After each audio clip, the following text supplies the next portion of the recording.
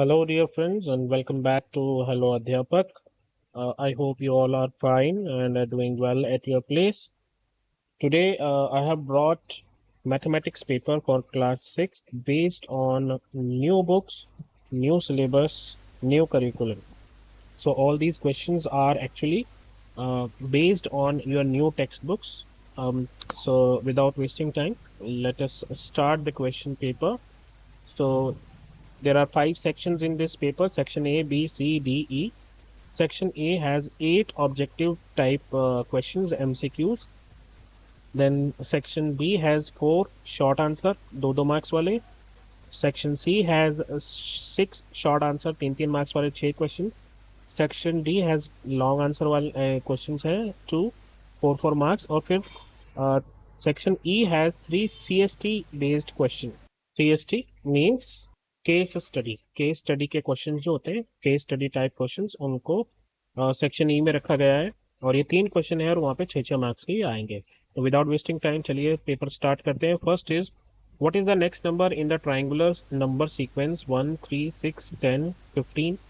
Triangular number sequence कौन होता है जिसमें हम क्या करते हैं, डॉट्स की मदद से ट्राइंगल बना लेते हैं, राइट?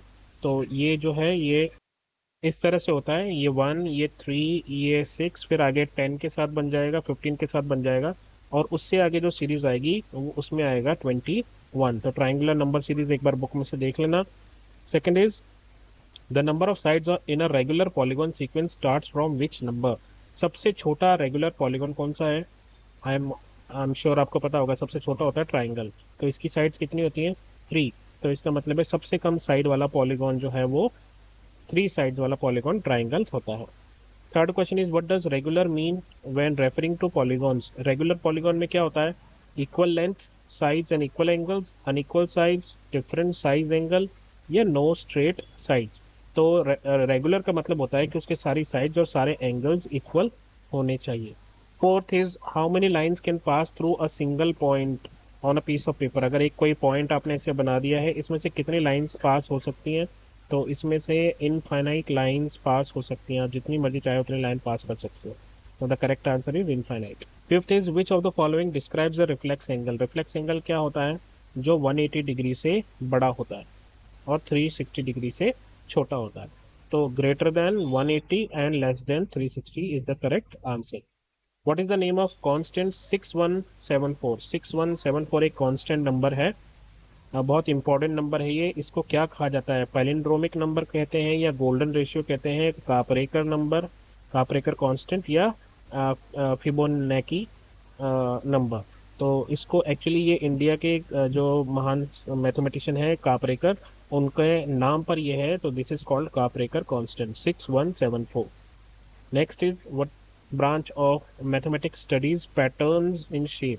शेप के पैटर्न्स कौन सा मैथमेटिक्स का ब्रांच जो है वो पढ़ता है? अलजेब्रा, ज्योमेट्री, नंबर थ्योरी, या ट्रिग्नोमेट्री? ज्योमेट्री में आते हैं सारे shapes. What does the pictograph represent? Pictograph क्या बताता है? Data using bar, data through pictures and of objects, data in numerical form, या data using only one symbol? So correct answer is, उसमें pictures use करते हैं हमें। चलिए section B की तरफ चलते हैं, ये 2 2 मार्क्स वाले क्वेश्चन है। सेक्शन बी का पहला क्वेश्चन है, in the given figure name 2 rays. 2 rays बतानी है आपको।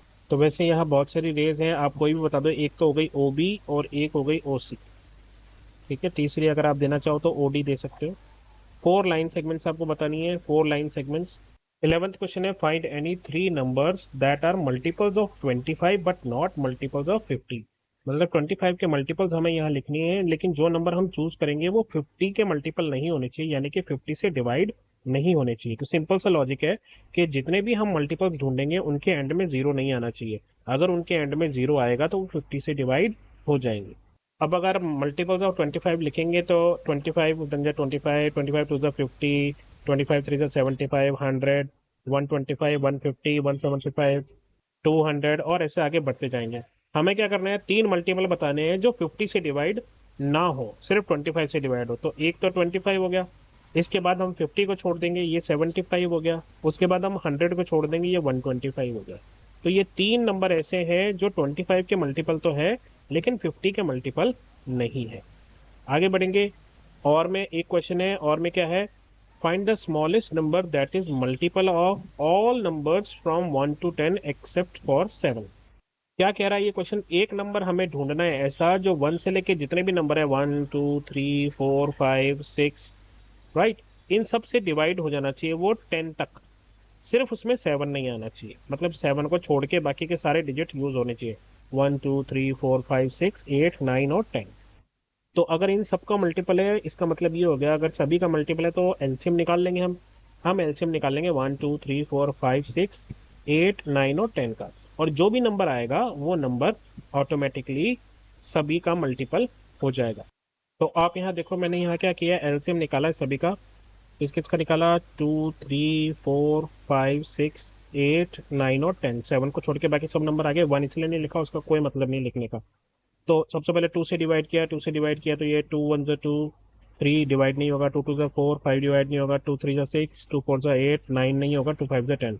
इसी तरह फिर से 2 से किया तो ये वाला 2 कैंसिल आउट हो गया, 2 1 2 और ये 4 हो गया, 2 2 4, बाकी डिवाइड नहीं हो गए। फिर इस 2 को भी हटाने के लिए हमने 2 से किया तो ये भी हट गया। अब पीछे क्या बचा, ये 3 बचा, ये 5 बचा, ये 3 बचा, 9 बचा, 5 बचा। तो अब हमने क्या किया, 3 से पहले इसको डिवाइड किया तो ये वाला 3 जो है ये कैंसिल आउट हो गया, ये वाला 3 कैंसिल आउट हो गया, ये 9 जो है ये 3 3 से 9 बचा। अब एक 3 बच गया, फिर वापस उसको करने के लिए 3 1 3 कर दिया। अब यहाँ बचे दो 5, 5 को डिवाइड करने के लिए 5 से डिवाइड किया। तो हमारा जो मल्टीपल आ रहा है वो मल्टीपल आ रहा है 2 × 2 × 2, 3 बार 2 है, और 2 बार 3 है, और 1 बार 5 है। अब इनको मल्टीप्लाई कर लेंगे और जो आंसर आएगा वो ही हमारा जो है एलसीएम हो जाएगा, मल्टीपल हो जाएगा। तो अब इसको मल्टीप्लाई करने के लिए मैं जो ट्रिक यूज करता हूँ, मैं पहले ये करता हूँ, पहले 2 को 5 से मल्टीप्लाई कर देता हूँ, तो वो हो जाता है 2 5 10 हो गया जी ये। अब देखो यहाँ क्या है 2 और 2, यहाँ क्या है 3 और 3, 2 3 6 और 2 3 6, 6 6 36। तो 36 को जब मैं 10 से मल्टीप्लाई करूंगा तो आंसर आ जाएगा 360, और वही नंबर है जो हमें चाहिए था, 360 वो नंबर हो जाएगा। आगे बढ़ते हैं, find the sum of first 20 odd numbers. First 20 odd numbers क्या होंगे, 1 और फिर 3 फिर 5 फिर 7 फिर 9, इस तरीके से पहले 20। ये अभी कितने हुए, 1 2 3 4 5 ही हुए हैं ये। ऐसे करते करते आपको 20 ऐसे डिजिट्स लेने हैं और फिर उन सबको ऐड करके सम करना है। तो या तो आप इस तरीके से करते जाओ और इस तरीके से फिर 20 20 लिखो, पर अगर सपोज करो यहाँ 20 की जगह 100 दे देंगे तो क्या आप 100 नंबर्स को प्लस करोगे, नहीं। इसका सिंपल सा एक छोटा सा शॉर्टकट है निकालने का। जितने भी ऑड नंबर्स दिए हैं, जैसे यहाँ पर कितने ऑड दिए हैं 20, तो आप क्या करो 20 का स्क्वायर निकाल लो। 20 का स्क्वायर जैसे ही आप निकालोगे तो वो आपका आंसर आ जाएगा सम, यानी कि 20 का स्क्वायर हो गया 20 × 20। अब यहाँ पर हम क्या करेंगे, 2 2 ज़र कितने हो गए, 2 2 ज़र हो गए 4, और कितने जीरोज हैं 1 और 2, तो 2 जीरोज लगा दिए। तो इसका मतलब है कि इस तरीके से आप इसको सारा प्लस कर लो या सीधा मल्टीप्लाई करके उसका स्क्वायर निकाल के 400 आंसर आपका आ गया। नेक्स्ट है, what happens when you multiply the triangular numbers by 6 and add 1। Triangular number कौन से हैं, हमने अभी देखा था 1, फिर उसके बाद 3, फिर उसके बाद 6, उसके बाद 10, उसके बाद 15, और उसके बाद अभी हमने निकाला था 21। इस तरीके से चलते जाते हैं।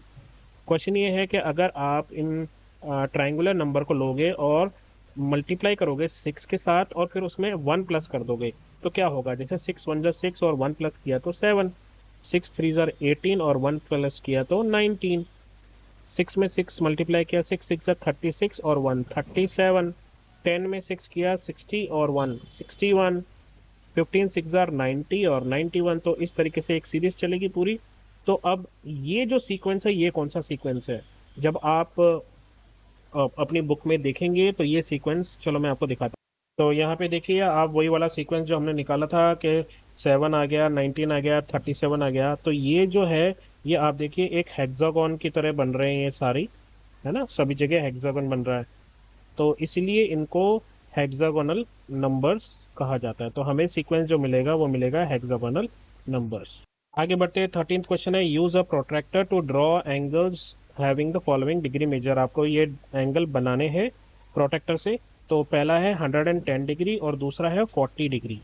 तो ये देखिए आप ऐसे बनाएंगे 110 डिग्रीज का, यहाँ पर आप एक लाइन ड्रॉ करेंगे, उसके ऊपर आप प्रोटेक्टर रखेंगे, और क्योंकि लाइन यहाँ पर यूज हो रही है तो जीरो आप यहाँ से स्टार्ट करेंगे, 0 10 20 30 40 50 60, और ये 110 यहाँ पर आ गया, तो आप यहाँ से इसको ऐसे ड्रॉ कर लेंगे और 110 डिग्री का बन जाए। दूसरा आपको 40 डिग्री का बनाना है, तो आप उसके लिए ऐसे लाइन एक रे ड्रॉ करेंगे, ठीक है, उसको मार्क कर लीजिए जैसे पॉइंट ए ओ ए, और फिर आप क्या करेंगे, क्योंकि रे आपके इस तरफ है तो जीरो आप यहाँ से स्टार्ट करेंगे, यहाँ से स्टार्ट नहीं करेंगे, तो जीरो यहाँ से स्टार्ट करेंगे, 10 20 30 40 ये आ गया, यहाँ पर पॉइंट लेंगे और ये ऐसे ड्रॉ कर देंगे, तो ये बन गया आपका 40 डिग्री का। 14th क्वेश्चन है, what is the sum of the smallest and largest 5 digit palindrome, what is their difference. अच्छा, अब पहले पैलिंड्रोम समझिए क्या है। पैलिंड्रोम एक ऐसा नंबर है जिसको आप लेफ्ट साइड से देखें या आप उसको राइट साइड से देखें, वो दोनों तरफ से एक जैसा ही नंबर दिखेगा।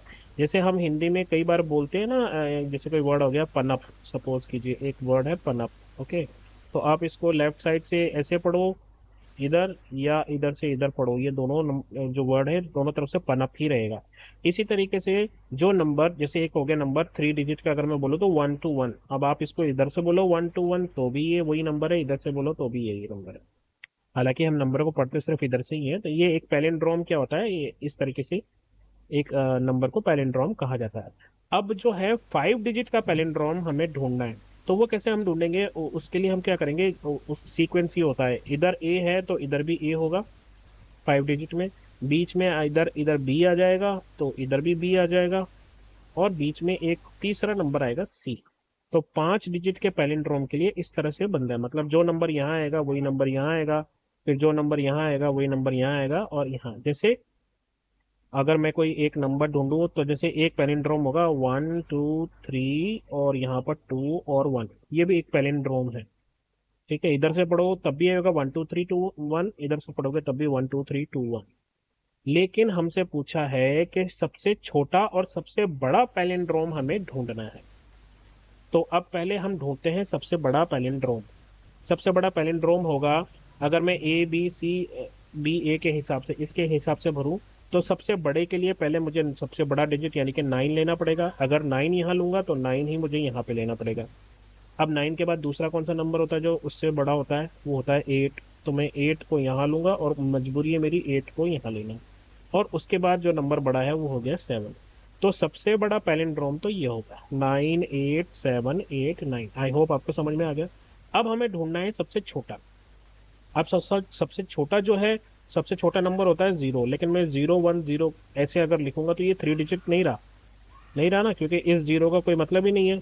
तो इसका मतलब है मुझे सबसे छोटे के लिए यहाँ 1 लेना पड़ेगा, अगर यहाँ 1 ले रहा हूँ तो यहाँ पर भी 1 लेना पड़ेगा।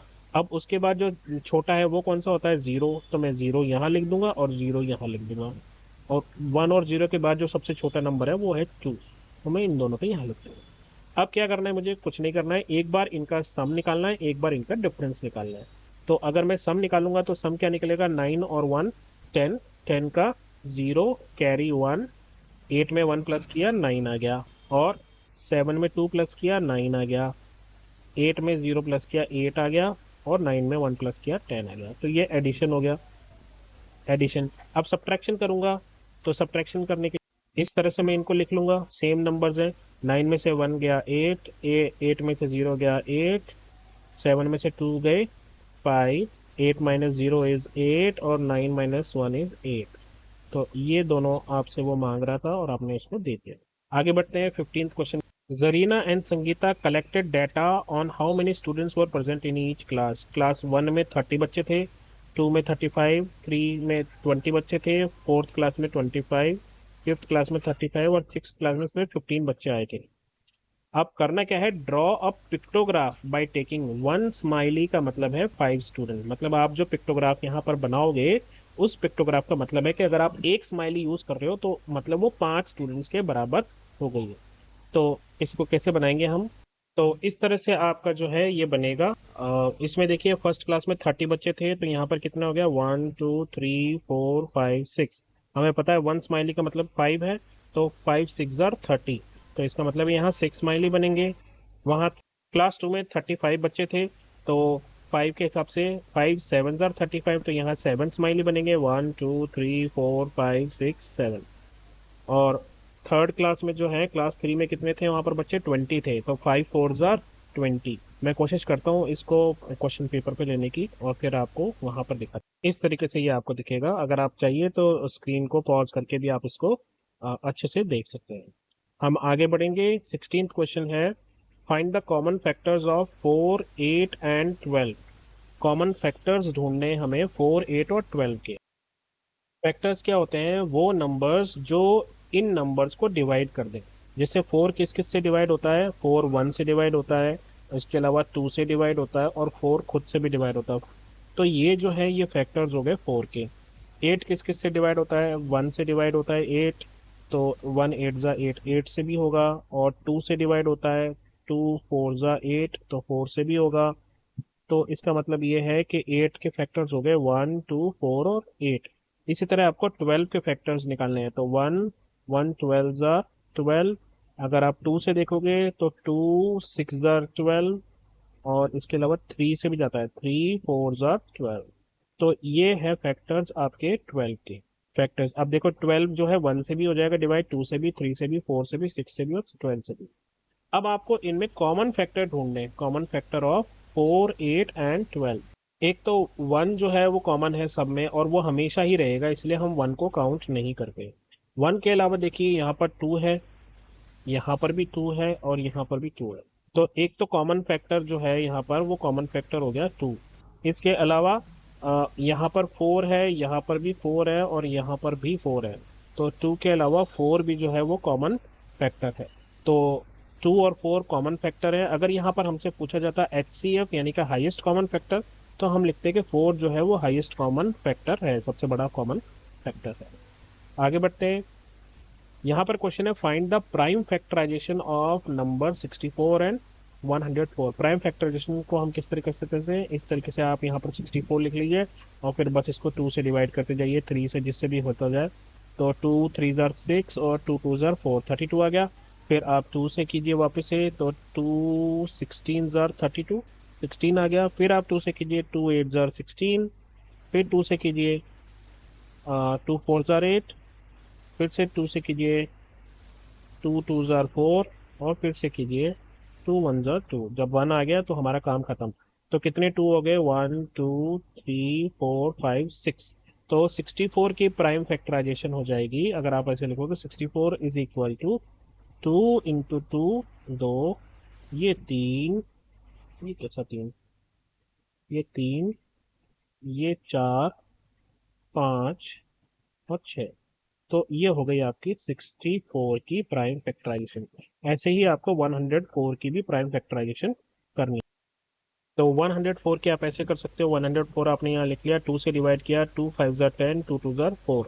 फिर 2 से करोगे तो ये हो जाएगा 2 2 ज़ार 4, और 2 6 ज़ार 12, यानी कि 26 को 2 से करोगे तो 52 हो जाएगा।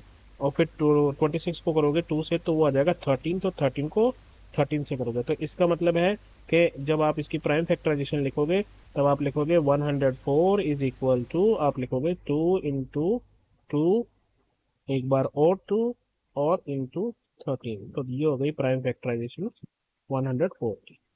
आगे बढ़ेंगे। Find the reminders when obtained when 2 3 4 5 is divided by इतना। 2 3 4 5 एक नंबर है, अगर आप इसको 10 से डिवाइड करोगे तो आपका रिमाइंडर कितना आएगा। अब आपको पूरा डिवाइड करके लिखने करने की ज़रूरत नहीं है, ध्यान देना यहाँ पे ट्रिक क्या है। ये एक 2 डिजिट नंबर है, वंस और टेंस, टेंस है, तो ये टेंस वाले नंबर को पूरी तरह डिवाइड करेगा। तो 10 4 ज़ार 40 ऐसे आएगा एंड में। तो क्या बचा पीछे, 5, यही आपका रिमाइंडर हो जाएगा। तो यहाँ पर आप लिखेंगे कि आपका जो इससे रिमाइंडर आएगा वो रिमाइंडर आएगा 5।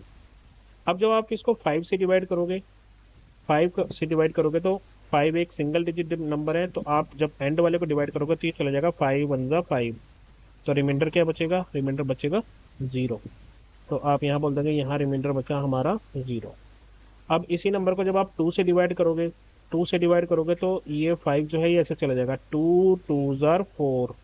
तो पीछे कितना बचेगा रिमाइंडर, 1। तो आपका यहाँ पर रिमाइंडर जो है वो आ जाएगा 1। 18th क्वेश्चन है द अशोक चक्र हैज 24 स्पोक्स। ये जो है ये आपको दिखाई दे रहा है, ये एक स्पोक है। What is the degree measure of the angles between two spokes next to each other. अगर मैं इन दोनों की बात करूं तो इनके बीच में ये जो एंगल है ये कितने डिग्री का एंगल होगा। अच्छा, हमें ये तो पता है कि ये जो पूरा है ये 360 डिग्री होगा क्योंकि ये सर्कल बन रहा है ना। तो टोटल एंगल हो गया 360 डिग्री। और हमसे ये भी पता है हमें कि टोटल ये जो स्पोक्स हैं कितनी है, ये है 24। तो जब आप इसको 24 से डिवाइड करोगे तो जो भी आंसर आपका आएगा वो एंगल इनके बीच का एंगल आ जाएगा। आपने क्या किया, टोटल एंगल को टोटल स्पोक से डिवाइड कर दिया तो आपको एक एंगल पता चल जाएगा। इससे ये आएगा जब आप इसको डिवाइड करोगे तो ये 12 से जा रहे हैं दोनों। 12 थ्री जार 36 और 0, और 12 टू जार 24, और 30 को 2 से डिवाइड करेंगे तो आएगा 15 डिग्री आंसर आएगा आपका। तो इसका मतलब है ये जो छोटा सा एंगल है ये 15 डिग्री के बराबर है। नेक्स्ट पार्ट क्या है, what is the largest acute angle जो बन सकता है। तो हम क्या करेंगे, देखो ये 15 डिग्री, ये 30 डिग्री, ये 45 डिग्री। 15 डिग्री प्लस करता जा रहा हूँ मैं, यहाँ से स्टार्ट किया 15 प्लस 15 30, 30 में और 15 प्लस किया 45, 45 में फिर 15 प्लस किया 60, 60 में 75, 75 और 90। तो 90 तो जो है एक्यूट एंगल नहीं है। इसका मतलब ये है कि हम 90 वाला नहीं ले सकते। तो यहाँ तक जो 75 डिग्री वाला है, तो इसका मतलब है 75 डिग्री सबसे बड़ा एक्यूट एंगल यहाँ पर बनेगा। आगे बढ़ते हैं सेक्शन डी की तरफ। ये 4 मार्क्स वाले क्वेश्चन हैं। इंटरेस्टिंग क्वेश्चन है, right one 5 digit number and two 3 digit number such that their sum is 18670। यानी कि हमें यहाँ पे एक तो 5 डिजिट नंबर देना है। मैंने यहाँ पर देखा आपके लिए यहाँ पर बॉक्सेस बना दिए ताकि आपको समझ में आए। एक 5 डिजिट का नंबर बनाना है हमें, एक हमें 3 डिजिट का नंबर लेना है और दूसरा भी 3 डिजिट का लेना है। लेना इस तरह से है कि इनका जो सम है वो बने 18,670। यानी कि यहाँ पर आना चाहिए 1, यहाँ आना चाहिए 8, यहाँ आना चाहिए 6, यहाँ आना चाहिए 7, यहाँ आना चाहिए 0। अब आप फ्री हो, कोई भी 5 डिजिट ले सकते हो, कोई भी 3 डिजिट ले सकते हो। तो ज़्यादा आसानी के लिए आप क्या करो, यहाँ पर इन्होंने कुछ नहीं दे रखा है कि कैरी लेना है या नहीं लेना है, ठीक है। तो आप यहाँ पर भी 0 ले लो, यहाँ पर भी 0 ले लो और यहाँ पर भी 0 ले लो। इन तीनों का सम क्या हो जाएगा, 0, बात ही खत्म। अगर वो ये लिखता कि कैरी लेना है तो फिर हम उसको 10 बनाते। अब आपको 7 बनाना है तो आप यहाँ ले लो 1, यहाँ ले लो 2, 1 2 3 हो गए 3, और 7 बनाने के लिए यहाँ ले लेंगे 4। तो ये हो गया 7। 6 बनाने के लिए हम क्या करेंगे, यहाँ लेंगे 1, यहाँ लेंगे 2, ये कितना हो गया 3, और ये 3 6, और यहाँ रखेंगे 8, और यहाँ रखेंगे 1। तो इसका मतलब ये है 5 डिजिट नंबर हमारा क्या हो गया 18,110। उसमें दो जो 2 डिजिट ऐड करने, एक हो गया 220 और तीसरा हो गया 340। लो जी, काम पूरा। इसी के साथ और में एक और क्वेश्चन है, Sandhya ma'am asked her students about the sizes of the shoes they wear. वो जो शूज पहनते हैं उसका क्या है। तो इस तरीके से बच्चों ने बताया 4 5 4 5 5 6 3 4 4 4 5 5, इस तरह से उन्होंने अपने अपने नंबर, शू नंबर बताए। She then arrange the shoe size in ascending order. और फिर उन्होंने क्या किया, सभी को अरेंज किया। तो 3 लोग थे 3 3 वाले, फिर उसके बाद 4 वाले, ये 3, ये 3 और ये 3। इसका मतलब है 4 शूज वाले 9 स्टूडेंट्स हैं, है ना। यहाँ पर लिखते जाते हैं क्योंकि ये हमें काम आएगा। 3 वाले 3 हैं, 4 वाले 9 हैं, उसके बाद 5 वाले कितने हैं, 3 और 3 6 और 3 9 और एक 10 है। 5 वाले कितने हैं, 10 है। 6 वाले कितने हैं, 4 हैं, और 7 वाला 1 है। अब हम बात करते हैं the largest shoe size in the class. Largest shoe size क्या है जी, 7 है। तो आप यहाँ लिख दोगे largest shoe size is 7। The smallest shoe size क्या है, वो है 3, स्मॉलेस्ट 3 हो गया। There are dash students who wear shoe size 5। 5 शू साइज वाले कितने हैं, हमने गिन लिया ऑलरेडी, वो है 10। और 4 क्या है, there are dash students who wear shoe size larger than 4। Larger than 4 का मतलब हो गया 5 वाले, 6 वाले और 7 वाले। तो 5 वाले कितने हैं, 10, ये 6 वाले कितने 4, और ये कितने 1। तो कितने हो गए टोटल, 10 और 4 14 और 1 15। तो 15 बच्चे ऐसे हैं जो 4 से बड़ा जूता पहनते हैं। आगे बढ़ेंगे। 20th क्वेश्चन है, identify whether each statement is true और फॉल्स। ये ट्रू और फॉल्स वाले स्टेटमेंट आ गया। फर्स्ट है there is no prime number whose unit digit is 4। पहले आपको समझना होगा प्राइम नंबर क्या होते हैं। प्राइम नंबर वो होते हैं जिन जो सिर्फ वन और खुद से ही डिवाइड होते हैं, मतलब दो ही फैक्टर होते हैं। जैसे एक नंबर हो गया 3, एक नंबर हो गया 5। अगर बड़े नंबर में बात करूँ तो 13 है ना, उससे भी बड़ा 17, उससे भी बड़ा 19, राइट, उससे बड़ा 23। तो ये सब क्या है, या तो ये वन से डिवाइड होते हैं या खुद 23 से डिवाइड होंगे। तो क्या कोई ऐसा नंबर होगा जिसके यूनिट डिजिट में 4 आए? ऐसा नहीं होगा, क्योंकि जैसे ही किसी नंबर के डिजिट में 4 आएगा तो वो 2 से डिवाइड हो जाएगा। तो एक तो ये खुद से डिवाइड होगा, एक 1 से डिवाइड होगा, एक 2 से डिवाइड होगा, तो इसके तो दो से ज़्यादा फैक्टर्स हो गए, और दो से ज़्यादा फैक्टर होते ही वो प्राइम नंबर नहीं रहता। तो ये हो गया false. A product of prime can also be prime. अब दो प्राइम नंबर ले लो, जैसे आपने 3 और 5 ले लिया, ठीक है। 3 और 5 को मल्टीप्लाई करोगे क्या आंसर आएगा? 15। अब ये किस किस से डिवाइड होगा? 1 से भी होगा, 15 से भी होगा, 3 से भी होगा, 5 से भी होगा। तो क्या ये प्राइम नंबर है? नहीं, ये प्राइम नंबर नहीं है। So this is also false. Prime numbers do not have any factors, ये भी फॉल्स है, क्योंकि प्राइम नंबर के दो फैक्टर्स होते हैं, एक 1 और एक वो नंबर खुद। All even numbers are composite numbers. Composite number क्या होते हैं? जिनके जो प्राइम नंबर नहीं होते वो कंपोजिट होते हैं, मतलब उनके एक से ज्यादा फैक्टर्स होते हैं। तो इवन नंबर कौन कौन से हुए? 2, 4, 6, 8, 10, राइट, ये सारे नंबर्स इवन नंबर्स हैं। क्या इनमें से कोई ऐसा नंबर है जो प्राइम नंबर हो, जो सिर्फ खुद से और 1 से डिवाइड होता हो? तो वो है 2, क्योंकि ये एक 1 और एक 2 दो से डिवाइड होता है, तो ये इवन नंबर है। तो ऑल इवन नंबर्स कंपोजिट नहीं होते, एक 2 ऐसा नंबर है जो प्राइम है। तो दिस इज ऑल्सो फॉल्स। इसी के साथ एक और का क्वेश्चन है, वो भी देख लेते हैं। A survey of 120 school students was conducted to find out which activity they prefer to do in their free time. Free time में वो क्या करना पसंद करते हैं? तो प्लेइंग जो है वो 45 स्टूडेंट्स है जो खेलना पसंद करते हैं। रीडिंग स्टोरी बुक्स 30 स्टूडेंट्स हैं। वॉचिंग टीवी 20 स्टूडेंट्स हैं। लिसनिंग टू म्यूजिक 10 स्टूडेंट्स हैं। पेंटिंग वाले 15 स्टूडेंट्स हैं। अब क्वेश्चन क्या है? Draw a bar graph. Bar graph हमें बनाना है, इस तरह से होता है बार ग्राफ, इस तरीके से बनते हैं, है ना। तो हमें क्या करना है, इस जो इन्फॉर्मेशन अभी हमें दी गई है उसका बार ग्राफ बनाना है। और स्केल क्या लेनी है, ये बहुत इंपॉर्टेंट चीज होती है। स्केल क्या है? 1 यूनिट लेंथ का मतलब है 5 स्टूडेंट्स। मतलब जब आप ऐसे बनाओगे तो 1 यूनिट का मतलब है 5 स्टूडेंट्स के जितना होना चाहिए ये। तो आइए मैं दिखाता हूँ इसको आपको। ये देखिए मैंने ऑलरेडी बना लिया है इसको। तो यहाँ पर आप देखो, हमने जो यूनिट लेंथ ली है वो ली है 5 5 की।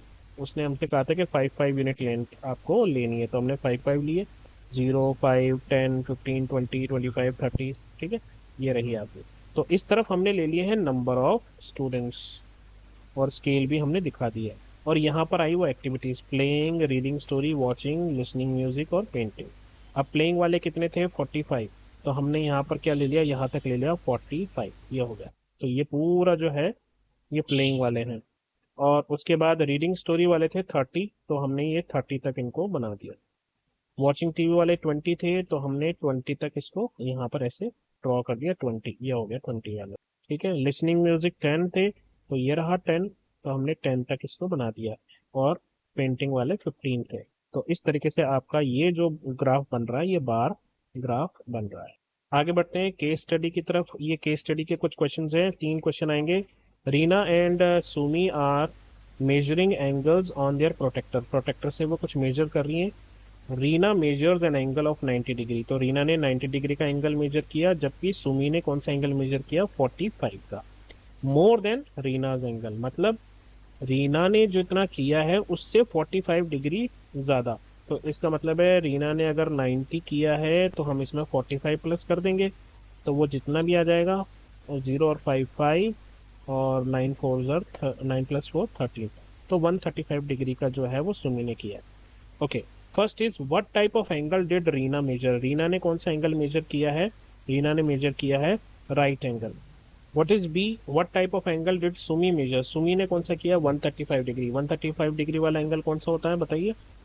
वो होता है ऑप्ट्यूज एंगल। तो आप यहाँ पर लिख देंगे ऑप्ट्यूज एंगल। यहाँ पर आप कौन सा लिख देंगे? यहाँ पर आप लिख देंगे राइट एंगल। एंगल आप खुद लिख लेना। मैं आपको समझाने के लिए बता रहा हूँ। ये राइट एंगल आ गया, ये ऑब्ट्यूज आ गया। थर्ड है what is the measure of Sumi's angle. Sumi's angle का मेजर हमने दिखा दिया, 90 + 45 कितना हो गया, 135 डिग्री। तो ये एक क्वेश्चन हो गया। सेकंड देख लेते हैं क्या है। 22nd क्वेश्चन है, a group of students took survey about their favourite ice cream flavour. तो ये आइसक्रीम फ्लेवर्स हैं डिफरेंट यहाँ पर। तो कितने बच्चों का हुआ है ग्रुप ऑफ स्टूडेंट्स में। The result are as follows. 10 students vanilla वाले हैं, 15 वाले चॉकलेट वाले हैं, 5 वाले स्ट्रॉबेरी हैं और 20 वाले मैंगो हैं। How many students participated in the survey. तो आपको ये टोटल मारना है 10 और 15, 25, 25 और 5 30, 30 और 20 50। तो कितने बच्चों ने पार्टिसिपेट किया, 50 बच्चों ने पार्टिसिपेट किया। What is the most popular ice cream, जिसको सबसे ज़्यादा पसंद कर रहे हैं लोग, 20 वाला कौन सा है, मैंगो। तो आप यहाँ पे लिख दोगे कि मोस्ट जो पसंद किया गया है वो है मैंगो। उसके अलावा सी क्या है, what is the least popular ice cream, सबसे कम कौन सी है, वो है स्ट्रॉबेरी। तो आप यहाँ पर लिख दोगे strawberry. How many more students like chocolate than strawberry. Chocolate वाले कितने हैं जो स्ट्रॉबेरी से ज़्यादा पसंद करते हैं चॉकलेट को। स्ट्रॉबेरी वाले कितने हैं, 5। और चॉकलेट वाले कितने हैं, 15। तो कितने ज़्यादा हुए, 15 - 5, यानी कि 10 more students like chocolate than strawberry. आगे बढ़ेंगे 23rd क्वेश्चन की तरफ। 23rd क्वेश्चन है, John is looking at the clock and notice that it's 4 PM now.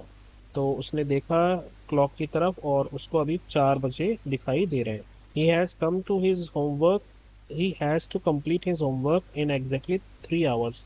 3 घंटे में उसको अपना काम पूरा, होमवर्क पूरा करना है। On the other hand his friend Maya जो है checking the calendar and sees that today is September 5। अब वो घड़ी देख रहा था और उसकी फ्रेंड जो माया है वो कैलेंडर देख रही थी और वो देख रही थी कि आज जो है 5 सितंबर है। She has test after 10 day, उसका 10 दिन बाद टेस्ट है। क्वेश्चन क्या है, at what time will John finish his work. अब वो 4 बजे तो देख रहा है और 3 घंटे उसको लगेंगे, तो उसका काम कितने बजे खत्म होगा, उसका काम खत्म हो जाएगा 7 बज के शाम के PM, 7 PM। What date will Maya test be held on. अब आज उस 5 सितंबर है, 10 दिन बाद कितनी हो जाएगी, उसकी हो जाएगी 15 सितंबर। तो उसका एग्ज़ाम जो है वो 15 सितंबर को है।